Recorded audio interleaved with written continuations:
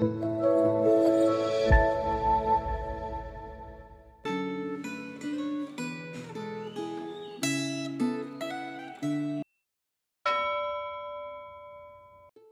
saudara yang dikasih dalam Tuhan, hari ini kita akan sama-sama merenungkan firman Tuhan dengan tema Ingatlah suatu saat tempayanmu hancur. Sebelumnya mari kita sama-sama berdoa. Tuhan Yesus, terima kasih, kami sungguh bersyukur. Satu hari yang baru Engkau anugerahkan lagi kepada kami. Kami masih diberikan kesehatan dan kekuatan napas kehidupan daripada Tuhan. Kami sungguh menyadari ini semua karena anugerah Tuhan bagi kami. Biarlah kami belajar untuk hidup menghargai anugerah-Mu dalam kehidupan kami. Dan saat ini Tuhan, biarlah Tuhan bukakan hati dan pikiran kami, supaya kami boleh diisi dengan kebenaran firman-Mu yang akan menuntun kehidupan kami.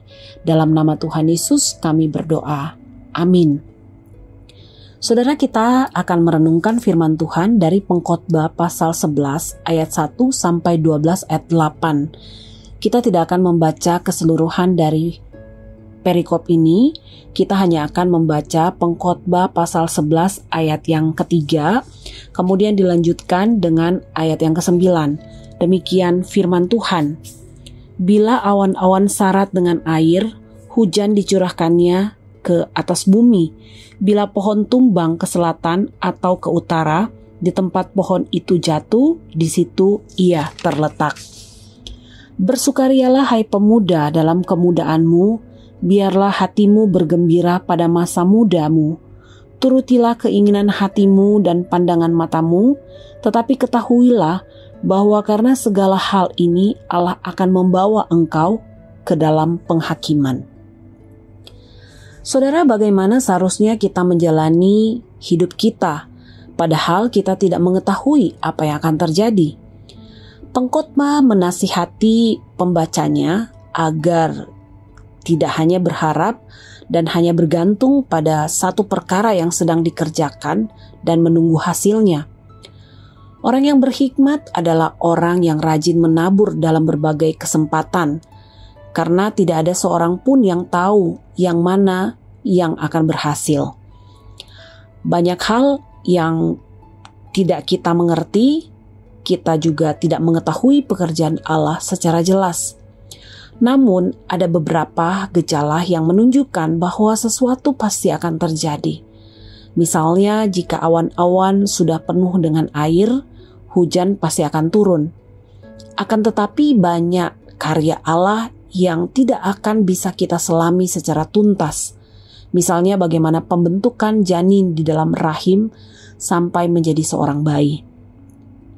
Pengkhotbah menasihati orang-orang muda untuk menikmati masa muda mereka dengan hati yang takut akan Allah, karena Allah akan mengadili dan menghakimi segala hal yang kita lakukan.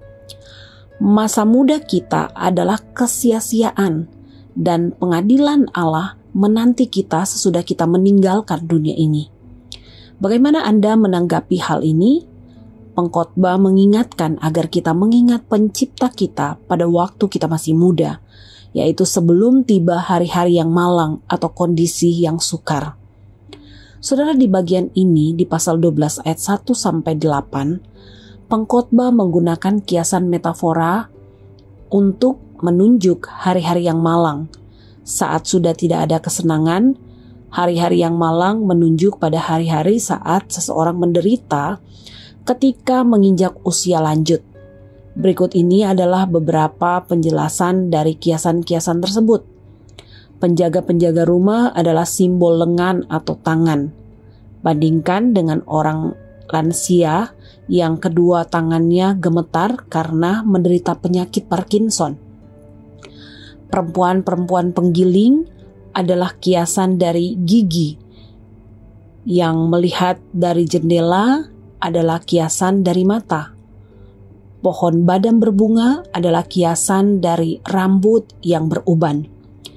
Kemudian tempayan, roda timba adalah alat penampungan air dengan air sebagai simbol sumber kehidupan.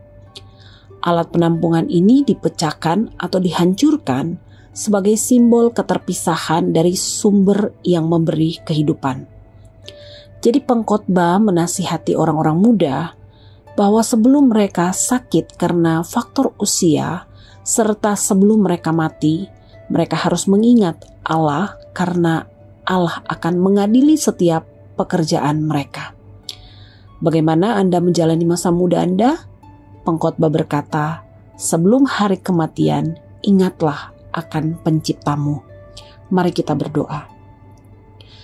Tuhan, kiranya Engkau menolong kami untuk menjalani hari-hari yang masih Engkau percayakan kepada kami dengan hidup yang takut akan Tuhan. Biarlah Tuhan menolong kami supaya hidup kami menjadi berkat dan memuliakan Engkau. Tolong kami melalui Roh Kudus-Mu supaya kami boleh dikuatkan untuk kami boleh melakukan firman Tuhan ini di dalam kehidupan kami sehari-hari. Terima kasih Tuhan, ini yang menjadi kerinduan hati kami. Dalam nama Tuhan Yesus kami berdoa. Amin.